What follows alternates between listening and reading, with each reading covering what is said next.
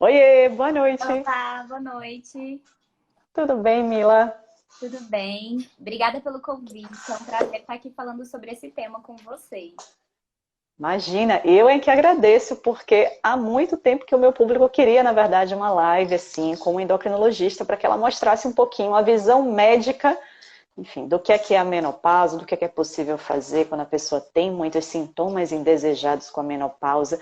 E aí, antes da gente começar o nosso papo, Mila, eu queria, na verdade, pedir para você se apresentar aí para o meu público e depois, bom, eu me apresento também para o seu, que provavelmente vão entrar pessoas aqui que não me conhecem também. Mas passo a palavra para você. Claro. Eu sou a Camila Moraes, sou endocrinologista. Sou membro da Sociedade Brasileira de Endócrinos, tenho título de especialista em endocrinologia. E, claro, é um prazer estar aqui com vocês, dividindo esse assunto que é tão assim, eu acho que é muito frequente perguntas sobre esse assunto. E realmente está linkado com várias dúvidas e eu espero esclarecer todas. Show de bola.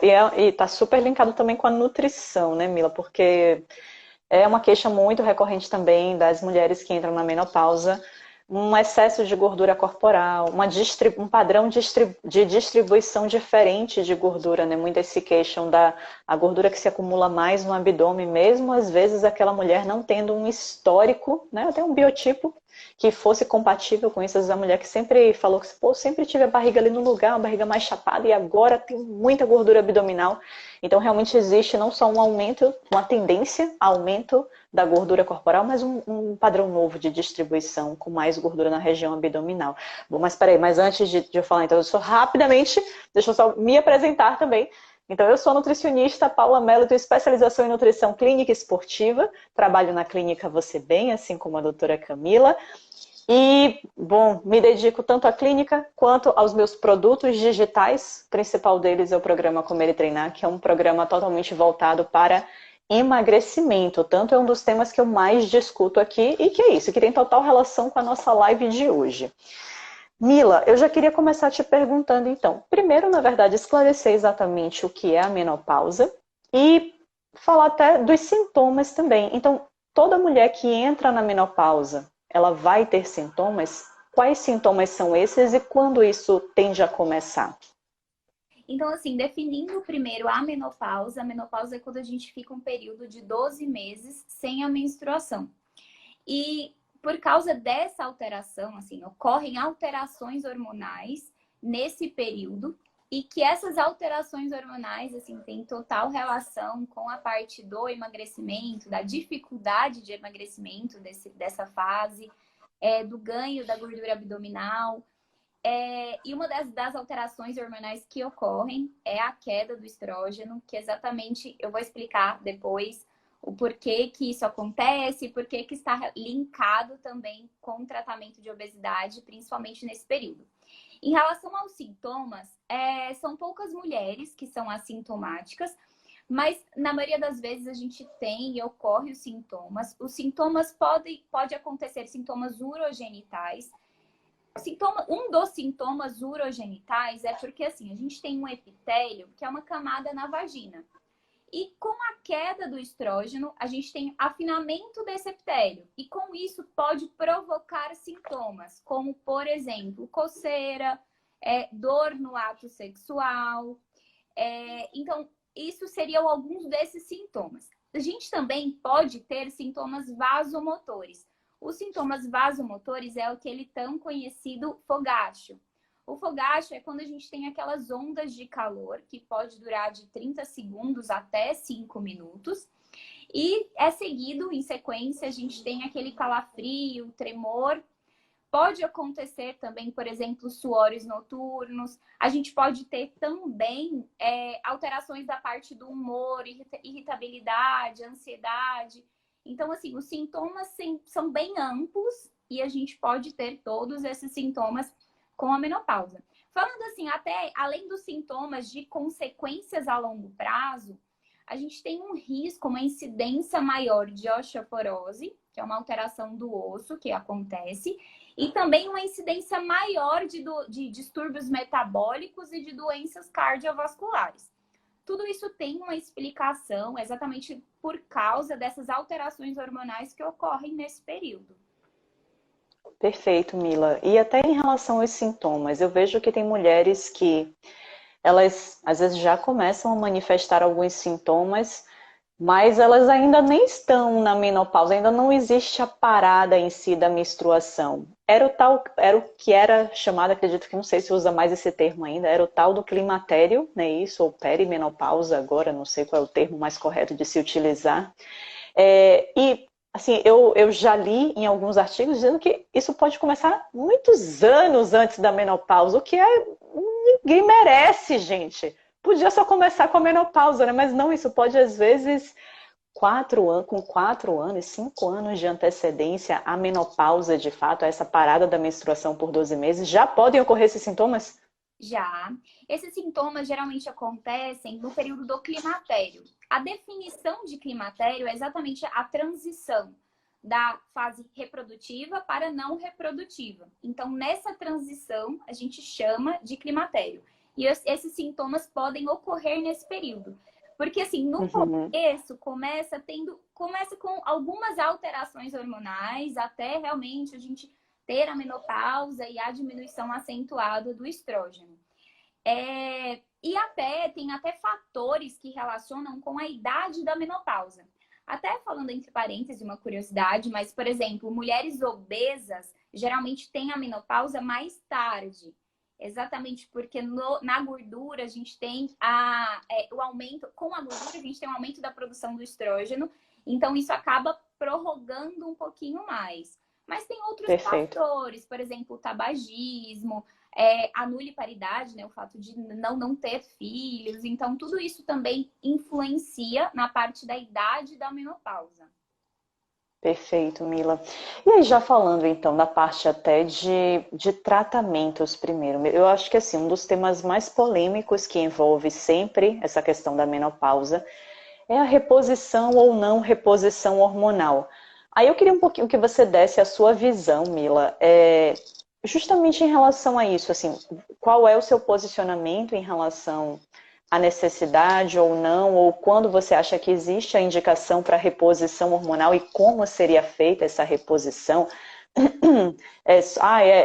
Vai se utilizar só hormônios femininos apenas, ou não se usa o hormônio masculino também? Isso eu acho que para a maioria das mulheres é uma grande confusão e eu queria muito ouvir assim a sua opinião e a sua conduta. Você costuma prescrever reposição hormonal em que casos? A gente tem as indicações da reposição hormonal, então são exatamente Uhum. pacientes que têm sintomas do climatério, sintomas ou de forma leve, moderada, intensa. Claro que também, além das indicações, a gente já tem toda a cautela e as contraindicações. Por exemplo, são mulheres com menos de 60 anos, são mulheres com menos de 10 anos da menopausa. Então, tudo isso a gente avalia para fazer a reposição hormonal. Sim, a reposição hormonal, quando indicado, tem benefícios. Isso é visto assim, em diversos estudos que realmente é indicado. Quando tem indicação, né? Quando tem indicação, tem benefícios. Até, assim, Uhum. tem muito mito e muito medo em relação à reposição hormonal, exatamente por causa de um estudo muito antigo. Foi de 2004, que é o WHI, que é um estudo que foi feito que, na época, ele foi bem falado e todo mundo falou mal em relação à reposição hormonal, porque a conclusão do estudo foi que realmente teve um aumento de câncer de mama, um aumento de trombose, um aumento de doenças cardiovasculares. Só que mais para frente eles foram reavaliar os participantes do estudo e viram que esses participantes eram mulheres, a média de idade era mais ou menos de 63 anos. Eram mulheres que tinham mais ou menos 12 anos da menopausa. Então, assim, já são critérios que a gente exclui, que a gente não indica muito a terapia de Uhum. reposição hormonal. Então, realmente, quando indicado, tem benefícios. Em relação às contraindicações, por exemplo, seria sangramento uterino desconhecido, é necessário ter uma investigação em relação a isso para a gente iniciar antes de iniciar a reposição hormonal. Pacientes, por exemplo, com trombose arterial, hoje atual ou no último ano. Pacientes com histórico ou atual ou prévio de históricos de trombose venosa. Também outro fator que seria contraindicação são pacientes com câncer estrógeno dependentes. Exatamente porque o estrógeno iria estimular a parte do câncer. Então, tudo isso tem suas indicações, tem benefícios, mas também a gente tem que individualizar e avaliar todo o contexto da paciente. E eu acho até, assim, isso o mais importante do que o tratamento, exatamente, claro, que também é super importante, mas é a gente se planejar para chegar na menopausa já, assim, completamente preparada para todas as alterações que ocorrem. Eu acho que isso tem muito benefício. E se a gente pudesse, assim, se hoje eu pudesse escolher uma frase, é exatamente essa. É importante e necessário a gente se preparar para chegar nesse período bem e saudável. Perfeito, Mila. Eu lembro de uns estudos que eu vi falando que mulheres que têm resistência à insulina até, que a gente poderia considerar que são mulheres que têm uma inflamação crônica, talvez maior, né? Que essas mulheres tendem a ter os sintomas da menopausa de forma muito mais aflorada, ou esses sintomas do climatério, enfim, de forma muito mais aflorada. E isso já traz essa luz para a gente, que é isso que você falou, da prevenção e já tentar chegar nessa faixa etária aí, que a gente espera, que é quando essas mudanças vão começar a ocorrer, que a gente já chegue bem, já chegue se sentindo bem, já chegue num bom peso que a gente queira, sem estar com resistência à insulina, cuidando muito ali dessa parte toda metabólica, né? Tá tudo bonitinho. E isso, óbvio, vem todo de um reflexo de como está sendo, como vem sendo o nosso estilo de vida, como todas as nossas escolhas alimentares, a nossa prática ou não de atividade física, nos últimos anos da nossa vida, né? Mas ao mesmo tempo, claro, para quem está ouvindo aí, fala, pô, caramba, mas eu já estou na menopausa e agora? E eu estou com resistência à insulina, e eu tô com excesso de peso e não estou me sentindo bem dessa forma, ou então ainda não estou na menopausa, mas estou nessa fase de climatério e realmente tenho sentido os sintomas de maneira muito aflorada. E agora que eu já não posso mais trabalhar na prevenção, que o negócio já está acontecendo comigo, tudo tem solução, né, Mila? Então, até para ver se eu entendi direito, Mila. Então, a reposição hormonal, considerando, claro, todas as contraindicações que vão ser avaliadas, mas talvez a principal indicação, então, seriam estar com sintomas ali aflorados de fogacho, seja lá qual for o outro sintoma. Você está incomodada com os sintomas ali da perimenopausa, então, se você não tiver nenhuma contraindicação, você provavelmente seria uma candidata a fazer uma reposição hormonal, não é isso? Sim, com certeza. Tem grande benefício e eu acho que o principal é realmente a gente passar por essa fase bem, né, em relação aos sintomas, em relação à saúde de modo geral. Então, Sim. se tem esses sintomas, claro, excluindo todas as contraindicações, a gente tem indicação, sim, da reposição hormonal. Perfeito. Então, gente, assim, quando a gente fala, até falando um pouquinho agora da parte nutricional, quando eu pego uma paciente que ela ou está nessa fase, né, antecedendo ali, faltando provavelmente, já está numa fase de climatério, já com alguns sintomas, ou mesmo está menopausada, e ela traz como queixa principal esse excesso de gordura corporal, especialmente em região abdominal, muitas vezes, muitas delas me perguntam assim, tá, mas por eu estar na menopausa, então o que é que eu faço de diferente? Eu falo, olha, em relação ao emagrecimento em si, não vai ter nada de diferente a ser feito. A gente pode pensar, claro, até se a pessoa está manifestando alguns sintomas ali, nutricionalmente falando. A gente pode, às vezes, pensar em alguns fitoterápicos, chás, que amenizam, que os estudos mostram que amenizam um pouco. Óbvio que eu acho que nada é como a reposição hormonal, talvez, para realmente trazer os melhores efeitos e mais imediatos e com mais eficácia. Mas hoje a gente tem, sim, chás e muitos que as pessoas, até as próprias pessoas já falam muito, chá de amora, funcho, erva doce, feno-grego, são coisas que já é um pouco do conhecimento popular de que podem amenizar alguns sintomas dessa perimenopausa.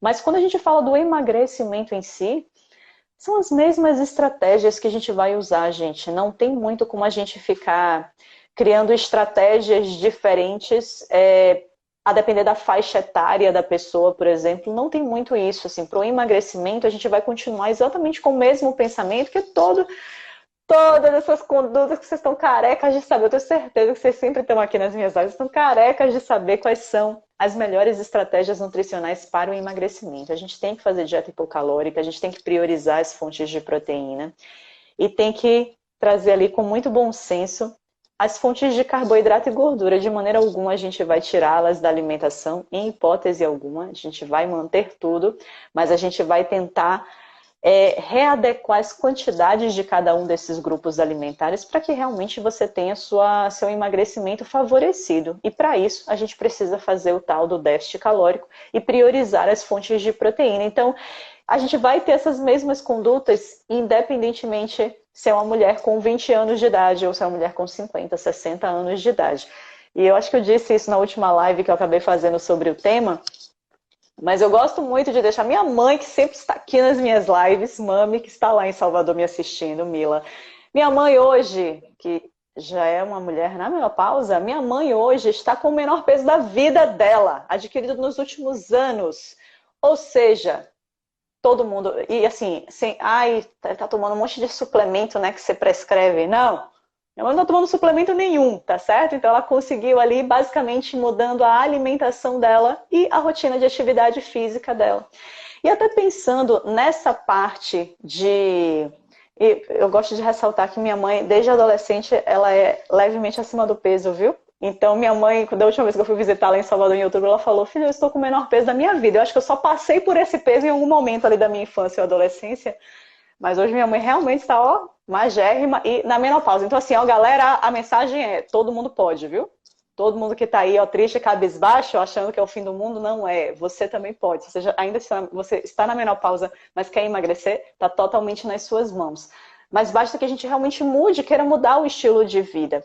E uma das coisas que a doutora Camila falou em relação ao futuro ali de uma mulher na menopausa, algo que é para a gente ficar mais de olho, chama mais a nossa atenção, é a nossa densidade mineral óssea. Então, ficar de olho mesmo nesse osso e lembrar que para um osso bom, melhorar a qualidade desse osso e para que ele fique protegido, a gente precisa de músculos no corpo. Então, manter uma atividade física regular, com treinos de força, é super importante.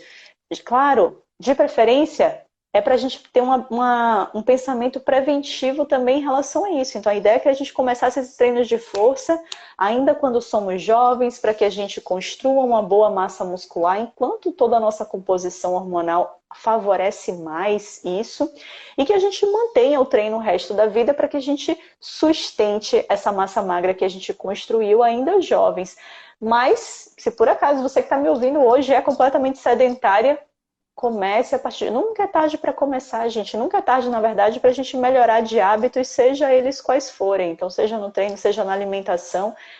Vamos começar agora, se você nunca fez. E lembre, músculo é algo extremamente importante para proteger esse osso, que às vezes pode ser, sim, que esteja um pouco mais frágil por conta desse déficit hormonal. E aí você quer explicar até um pouco mais isso, Mila? O porquê? Por que é comum, então, mulheres terem osteopenia ou osteoporose após a menopausa? O que acontece de mudança para isso? O estrógeno, ele é super importante para a saúde óssea. Então, exatamente por isso que tem, com a queda do estrógeno, tem um risco maior dessa alteração óssea. E exatamente o primeiro fator, né, a primeira fase de alteração, a gente chama de osteopenia, e se continuar essa alteração óssea, a gente chama de osteoporose. Nesse período de osteopenia, exatamente é muito importante vitamina D, cálcio, exercícios resistidos, igual você disse, e também para exatamente impedir que isso evolua para uma osteoporose, que é o tratamento de osteoporose. A gente precisa de outras medicações para exatamente também ter o controle dessa alteração. E até que você tinha falado em relação a parte do emagrecimento, do ganho de peso, nesse processo, por causa das alterações hormonais, eu diria que tem uma probabilidade de 3 vezes maior de uma mulher na menopausa ter obesidade, alterações metabólicas, do que uma mulher antes da menopausa. exatamente por causa dessas alterações. Com a queda do estrógeno, a gente tem realmente o aumento da gordura abdominal, e a gordura abdominal está relacionada com a resistência à insulina, está relacionada com alterações metabólicas e com doença cardiovascular. Também com todo o processo inflamatório, também se correlaciona. Outro fator que também ajuda esse ganho de peso, exatamente porque o estrógeno, ele também tem uma relação com o centro da saciedade e da fome. Os níveis do estrógeno se correlacionam com os níveis da leptina. E a leptina é o hormônio da saciedade. Então, e além disso, a leptina também provoca um efeito lipolítico, ou seja, quebra de gordura. Então, isso é outro fator que realmente ajuda no ganho de peso. E outro fator também é que com o avançar da idade, geralmente a gente tem o aumento da gordura e a diminuição da massa muscular. Então, a gente acaba alterando a nossa taxa metabólica, que é a quantidade de calorias que a gente gasta no dia. Outro fator é que geralmente na menopausa a gente tem alterações psiquiátricas, geralmente mais ansiedade, mais depressão, isso também tem impacto na obesidade. Então sim, a gente tem uma chance maior desse ganho de peso, é um conjunto de fatores e todas essas alterações propiciam esse ganho de peso. Pô, Deus me livre, viu? Ah, gente, que falta esse estrógeno faz, meu Deus do céu. Exatamente. É muito impacto em muita área diferente. E, gente, é isso. Não é à toa que a gente recebe tanta queixa no consultório e que a gente é muito evidente o quanto é mais fácil a pessoa ganhar peso realmente com a avançada idade. É por isso que a gente fica brincando, né? Depois de certa idade, a ladeira abaixo. Ai, que horror. Mas realmente... Olha, não temos que nos vitimizar. Então eu ia dizer que, mas a mulher sofre mesmo. Não, mas não temos que nos vitimizar, viu, mulherada? Que só tem mulher aqui nessa live de hoje.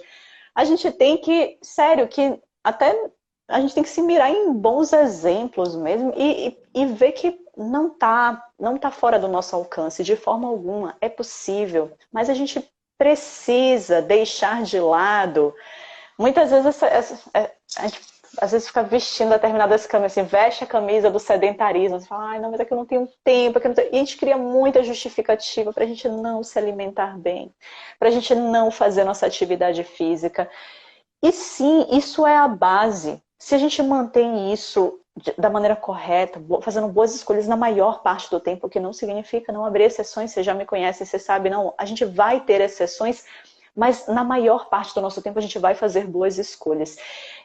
E com isso, apesar de toda a alteração hormonal, é sim possível, a gente tem muitas provas aí, muitas pessoas que provam isso, é sim possível, mesmo às vezes sem a reposição hormonal, que a gente tenha sucesso no processo de emagrecimento, que a gente consiga ganhar massa magra, que a gente consiga se manter muito bem, até a título psicológico, psiquiátrico, como a própria Camila falou, eu acho que o treino ele é muito importante nisso também, por toda a liberação de neurotransmissores, hormônios que são favoráveis ali ao nosso bem-estar, a sensação de dever cumprido, a sensação de entender que, poxa, você está fazendo algo que vai de fato proteger ali toda a sua parte óssea, por exemplo, ou se contribuir para uma melhora da sua densidade mineral óssea, ou mesmo para a proteção dos seus ossos através do aumento do músculo.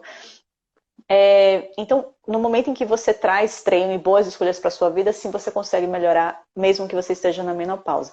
E aí, falando uma coisa do que a doutora Camila falou em relação à parte de qualidade óssea, da gente pensar na vitamina D, que a gente já sabe que, bom, se estamos em lockdown, se a gente está 100% dentro de casa, se o lugar que a gente vive simplesmente tem muito pouco sol, bom, se não podemos nos expor ao sol, por qualquer motivo que seja, lembre-se sempre de suplementar. Então, fale com o seu nutricionista, fale com o seu médico.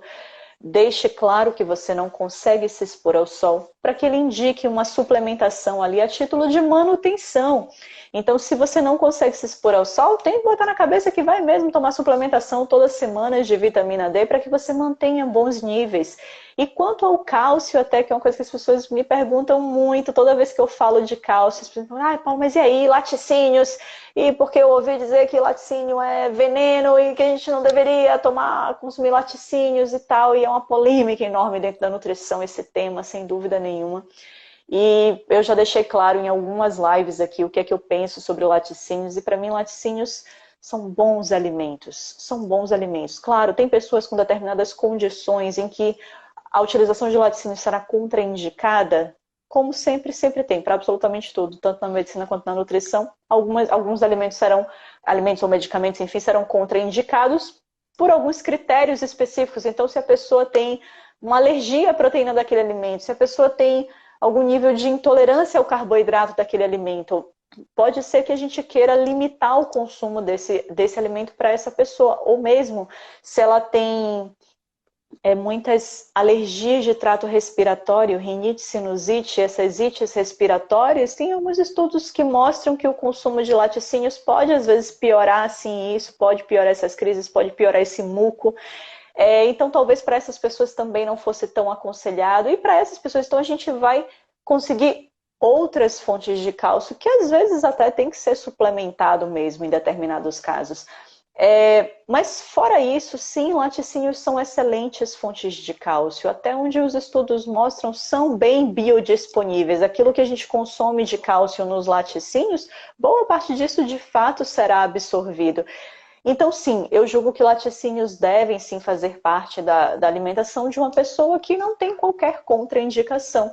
E isso pode sim auxiliar, né, ser algo positivo aí nesse somatório de escolhas e hábitos de vida que a gente pode fazer em prol também da nossa qualidade óssea. Inclusive, até você falando em relação à parte do cálcio, é até visto e demonstrado nos estudos que o cálcio é muito melhor absorvido pela dieta do que por comprimido. Então, assim, claro, eu suplemento cálcio comprimido? Às vezes sim, não sempre. Eu sempre estimulo primeiro a ingesta pela dieta. Se o paciente que tem alteração óssea não consegue ter essa ingesta pela dieta, aí a gente pensa na parte da reposição, com comprimido e tudo. Mas sempre é bom ressaltar mesmo que a melhor forma de absorção do cálcio é pela dieta, isso sem dúvidas. Perfeito, Mila. Foi legal você ter falado isso, porque assim, ó, isso daí se aplica para o cálcio e se aplica provavelmente a todo e qualquer nutriente. Gente, a natureza ela é muito perfeita. E o nosso corpo, ele... Eu já falei isso aqui em muitas lives também. Nosso corpo, ele interpreta uma informação muito complexa que vem do alimento. Porque observe que um alimento, ele é um negócio extremamente complexo. Ele tem... Ali no laticínio vai ter o cálcio, mas também vai ter a vitamina D, a vitamina E vai ter gordura, e vai ter a lactose, e vai ter um monte de macro e micronutriente que a junção dele, o fato deles estarem todos empacotados ali no mesmo alimento, se foi a natureza que fez, tenha certeza, tem toda uma lógica de estar tudo ali dentro, agrupado, e o seu corpo, assim, né, um ser humano, né, uma cria da natureza, a gente sabe interpretar como ninguém toda essa complexidade que vem ali do alimento. Então é muita soberba assim do homem, ele achar que fala assim, deixa eu pegar isso aqui e colocar numa cápsula agora aqui, vou botar e pronto, tome essa cápsulazinha. Você acha que isso realmente teria o mesmo potencial de absorção ou de utilização como o cálcio que veio empacotado ali pela natureza com toda essa complexidade de informações? Não. E isso vale para absolutamente todos os nutrientes. Então a gente tem muitas provas a título de estudo, muitas provas, mostrando que suplementação, por exemplo, de antioxidantes, que eu vejo muitas pessoas usando. Então a pessoa toma lá, ela toma, meu amigo, a vitamina C, o resveratrol, a luteína, ela toma tudo, ela toma todos os pigmentos em cápsula. E muitos estudos mostram que não traz benefícios, até mesmo para um atleta. Estudos mostrando suplementação de antioxidantes em atleta. Até mesmo em atleta, que é um exemplar de uma pessoa que tem um estresse oxidativo altíssimo, porque é uma pessoa que está ali treinando, está aumentando a frequência respiratória ali o tempo inteiro, então ela produz muito mais radicais livres do que uma pessoa normal. digamos assim, comparando duas pessoas saudáveis, um atleta e uma que faz menos atividade física, faz atividade física no nível normal. Um atleta que faz horas e horas de atividade física no dia, ele vai ter um estresse oxidativo muito maior. Então, até para ele, talvez tivesse uma justificativa muito mais plausível de ser uma pessoa que suplementa antioxidantes. Mas nem para essas pessoas, os estudos, a maioria deles, pelo menos, mostra benefícios significativos. E isso tudo vem muito dessa base que a doutora Camila está falando aqui, é porque não é natural, não está ali sendo entregue no pacote original dele. Então vamos valorizar mais aquilo que é alimento, aquilo que é bruto da natureza. E entender que a gente não tem que... O suplemento, ele pode ser muito bom em algumas ocasiões, claro. Então se a pessoa está, por qualquer motivo, impossibilitada de ter esse nutriente que eu quero passar para ela de uma outra forma, o suplemento ele pode não ser comparável ali a título de absorção ou utilização com o alimento original, mas vai ser um algo mais. Então, claro que existem suplementos que têm toda uma lógica de aplicabilidade ali para aquela pessoa. Mas, em geral, sempre não supervalorize tanto o suplemento e sim supervalorize os alimentos. Os alimentos que não precisa ser aquele alimento exótico, não. É o alimento que a gente tem aqui, que o nosso país é riquíssimo, na verdade, e que a gente tem aí à disposição, muito mais barato e muito mais eficiente, tá certo? Para nutrir de verdade a gente. Boa observação, Mila. Mila, tem mais uma... Eu acho que até assim, extrapolando um pouquinho, assim, às vezes eu tenho algumas perguntas, por exemplo, qual suplemento, qual medicação é boa para diabetes? Qual medicação é boa para obesidade? É sempre bom a gente ressaltar que, assim, sim, a gente tem excelentes medicações com segurança cardiovascular, com benefícios em quadro de insuficiência cardíaca, renal e tudo.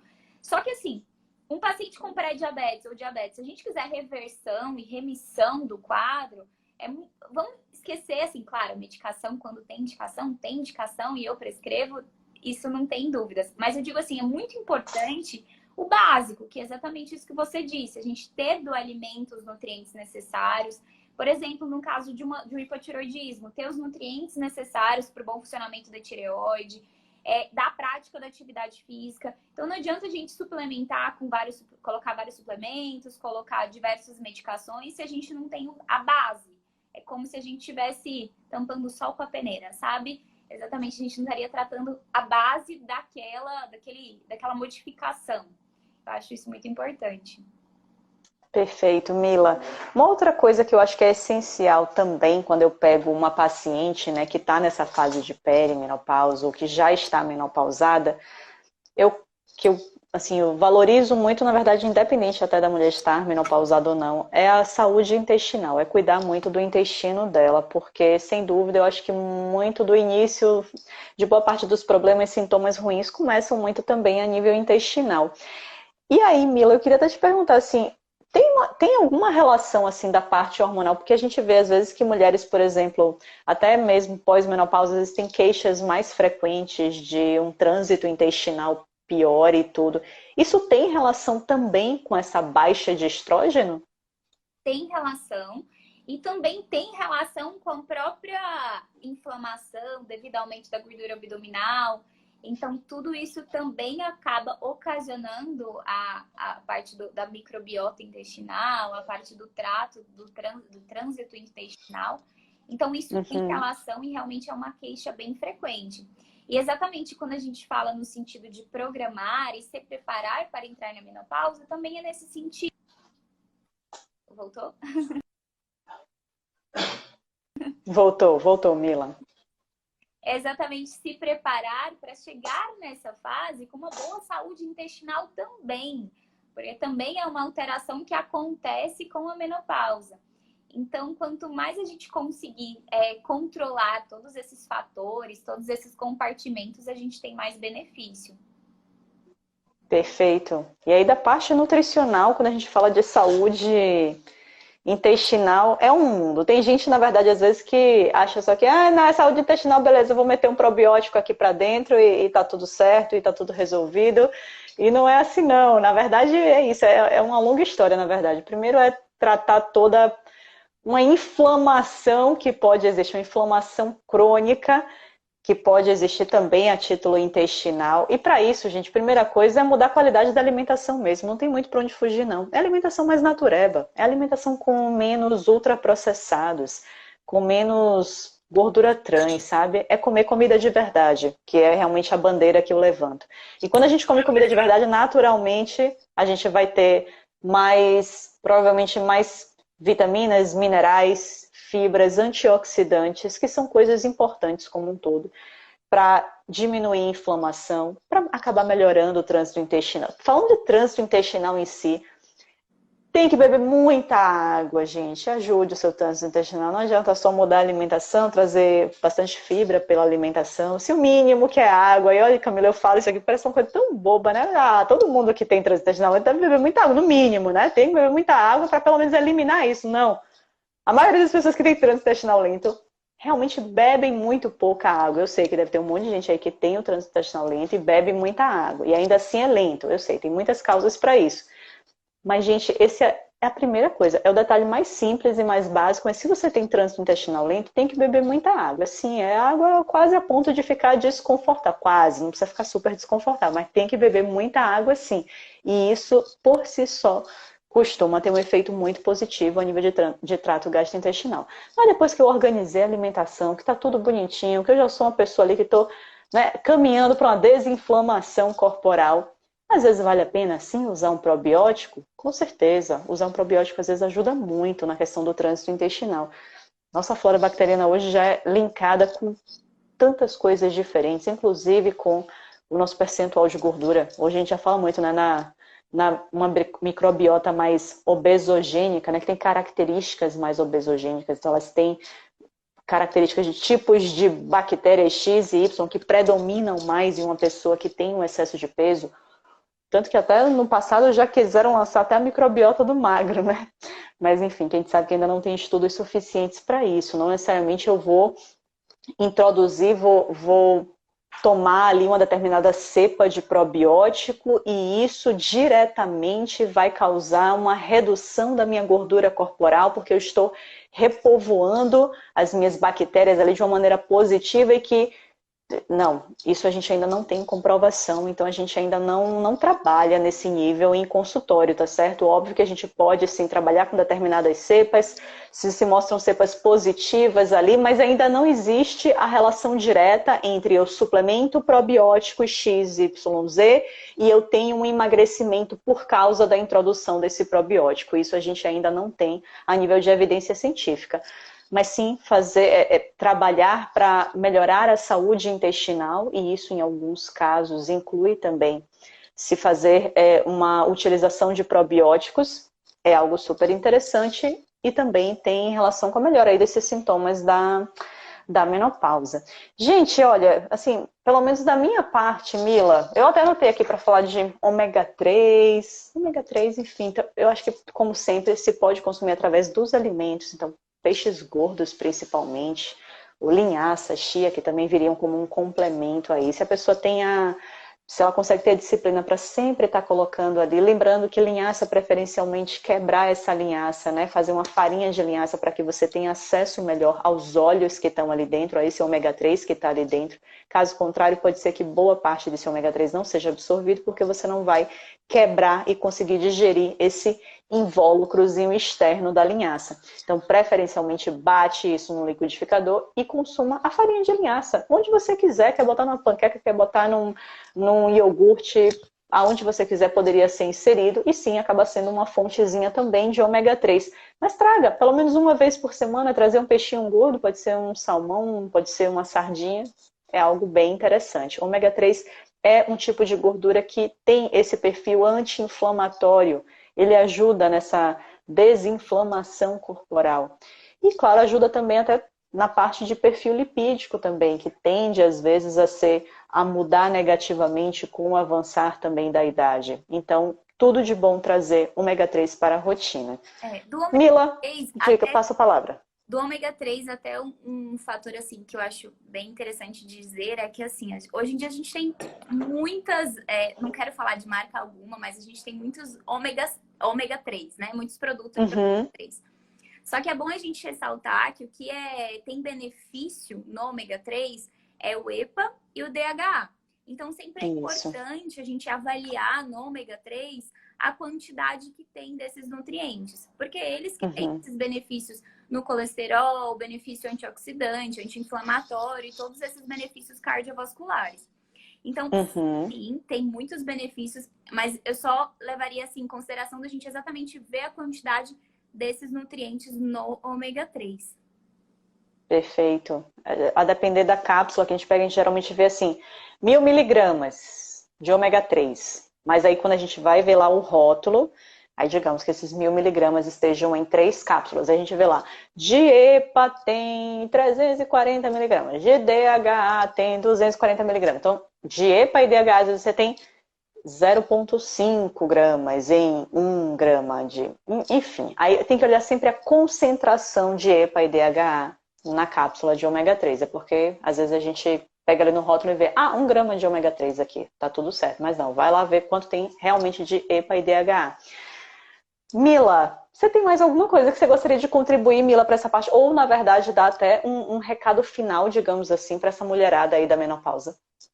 Sim, eu acho assim que tudo isso que a gente explicou não foi de forma alguma para desanimar ninguém, exatamente, é só para alertar que os pacientes, as pessoas, as mulheres que estão assim, que vão passar por essa fase, é para a gente saber a importância de se preparar e passar por essa fase de forma saudável. Então, se a gente já vai ter o aumento da gordura, o aumento da parte abdominal, se a gente vai ter diminuição do metabolismo, se a gente chegar nesse período já preparada, a gente tem uma saúde melhor, um bem-estar melhor. Então, isso é para a gente também realmente levar em consideração. E para as mulheres que estão passando por isso, exatamente que a gente tem tratamento, a gente tem a reposição hormonal, claro, para as mulheres que têm indicação, tem que ser avaliado também as contraindicações, tem os cuidados também de depois que a gente inicia. Então, tudo isso tem que ser levado em consideração.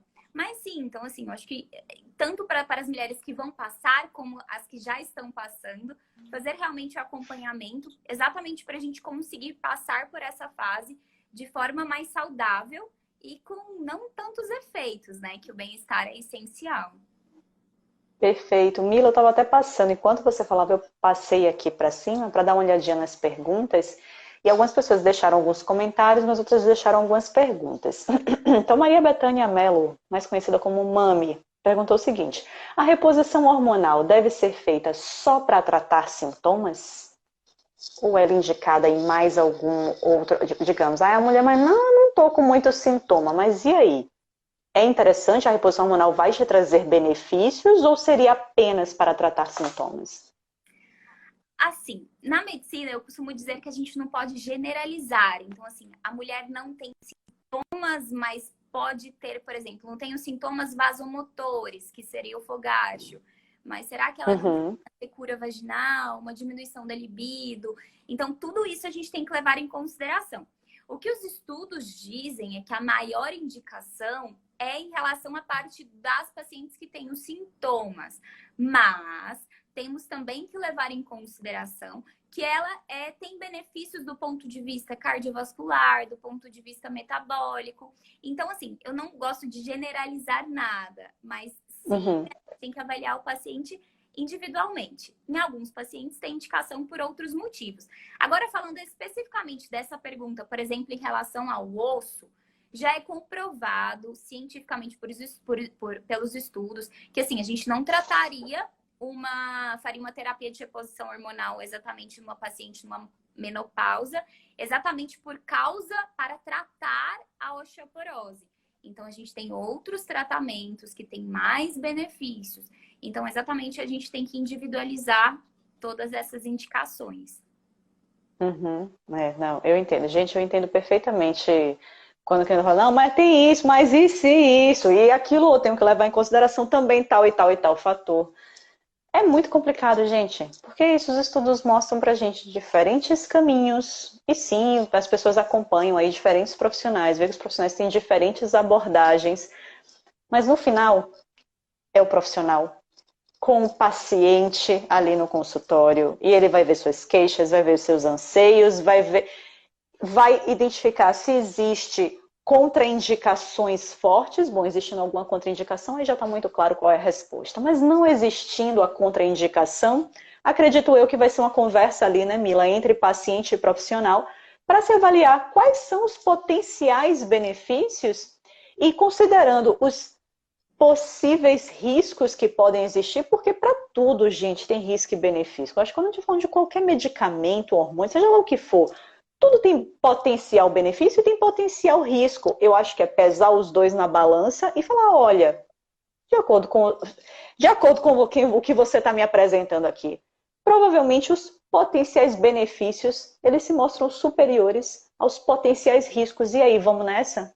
É isso. Então eu acho que sempre vai ter essa troca entre profissional e paciente em consultório, e aí não tem jeito, não tem como numa live para pessoas tão diferentes a gente ficar aqui assim, cravando verdades absolutas. Não existem verdades absolutas. Realmente não existe. Aí é a conversa individual. Sim. Né, Mila? Ó, tem uma pessoa aqui, Lucilene, perguntando, Mila, é recomendável fazer reposição com hormônios bioidênticos? E aí, Mila, explica um pouquinho o que é isso, hormônio bioidêntico. Hormônio bioidêntico é quando a estrutura química e molecular daquele hormônio é igual ao hormônio que a gente produz. Isso é uma pergunta até assim que é super frequente mesmo. Quando eu vou falar de não generalizar, é exatamente nesse caso também. Por exemplo, tem pacientes que têm benefícios. Eu estou dizendo realmente minha opinião. Tem paciente que eu indico, tem paciente que eu vejo que tem benefício com esses hormônios bioidênticos. Mas isso tudo também é individual, que a gente tem que avaliar diversos fatores. Mas tem pacientes que têm benefícios. Perfeito. Edneia perguntando aqui, a flacidez pode ser a falta do hormônio também? Então, a baixa do estrógeno, será que ela também tem relação com aumento de flacidez de pele, Mila? Tem também, direta e indiretamente, exatamente porque a gente tem a diminuição da massa muscular e aumento da gordura. Então, isso também ajuda no processo de flacidez. E também diretamente. Pior aspecto da flacidez. Então, também diretamente. Então, sim, tem relação também. Mas também não vamos desanimar por causa disso. Tudo tem tratamento, tem acompanhamento, tem forma, tem jeito. É isso aí. Não tem jeito, gente. A idade passa e o colágeno vai dando adeus. Não tem jeito, não. A flacidez, ela vai chegando um pouquinho mais forte. Hoje tem aí todos esses procedimentos. Posso depois fazer uma live com a dermato, né? Pra gente falar das possibilidades de procedimentos para dar uma segurada aqui, uma segurada ali, minimizar a flacidez. Mas eu digo que é o seguinte, fora esses procedimentos estéticos, galera, vai fazer seu treino de força, viu? Vai fazer seu treino de força para aumentar sua massa magra e você diminuir a percepção dessa flacidez, assim, diminuir a aparência dessa flacidez. Bota uns músculozinhos aí dentro desse tecido que está mais frouxinho, dá uma enrijecida aí, que você vai ver que a aparência, pelo menos, já vai ficar muito melhor. Mas não tem muito jeito, né? Flacidez é uma coisa que vai vir naturalmente com o tempo, não tem muito para onde correr, eu acho. Exatamente por causa dessa perda aí de colágeno com o tempo. E entender que flacidez também tem uma relação muito com quem é a pessoa, o tipo de pele da pessoa, né? Então, não tem jeito, gente. Tem gente que vai ter a pele naturalmente mais flácida mesmo. Isso ela já vê desde jovem, já é uma pele mais molinha, mais frouxinha. E óbvio que com o passar das décadas, isso tende a ir se agravando um pouquinho. Ai, mas que nada, a gente tem que parar de ser tão cri-cri, sabia? Temos que parar de ser tão cri-cri. Vamos viver a vida bem, feliz, cuidar da nossa saúde, fazer treino de força, porque isso a título de estética também ameniza muito os efeitos. E vamos deixar de ser cri-cri, mulherada. Se sentir bem da maneira que a gente é. Não é isso, Mila? Mila, muitíssimo obrigada por essa participação de hoje. Acho que deu para tirar bastante dúvida aí da galera. Vamos marcar a próxima. Muito obrigada. Beijo enorme pra você e deixa o recado final aí. Agora mesmo, é o final. Agora é o final. Obrigada, foi um prazer falar sobre isso com vocês. Se tiverem mais alguma dúvida, qualquer coisa, pode me perguntar lá no Instagram, que eu estou à disposição para esclarecer as dúvidas. E muito obrigada pelo convite, depois a gente combina a próxima. Perfeito. Gente, vão lá, viu? Segue aí a doutora Camila Moraes, porque muito conteúdo bom. A doutora Camila, ela tá sempre colocando a caixinha de perguntas lá nos stories. Então, se você ficou com alguma dúvida nessa live, você pode ir lá jogar a perguntinha nas caixinhas que ela sempre deixa lá nos stories e ela vai tirar a sua dúvida, tá bom? Mila, muito obrigada. Beijo enorme. Boa noite para você, Obrigada. galera. Valeu, galera. Tchau, tchau. Boa noite para todo mundo.